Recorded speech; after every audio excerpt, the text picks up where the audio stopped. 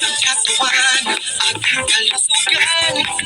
Ito'y isang yaman ng mamamayan. Talas ng isipan, dapat ng matandaan. Ito'y isang yaman ng sambayanan. Aming nutrisyon, tiyak na solusyon. Tayo'y mag-ireksisyo, sabay-sabay na tayo. Tulad ng dahilan, tanong takuting kaya. Pagkain ihahain, dapat siguraduhin. Tunay at wagas, kumain ng pagkatas. Diyos ng katawan,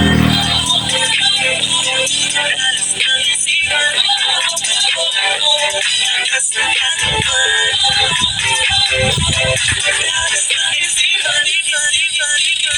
Healthy life ay ating simulan. Maging malakas, maging malusog, puso at isipan. Pausay na puro, hindi mapapantasan. Hindi magpapadalo dahil laging healthy yan. Aming nutrisyon, tiyak na solusyon. Tayo'y mag-ireksisyo, sabay-sabay na tayo.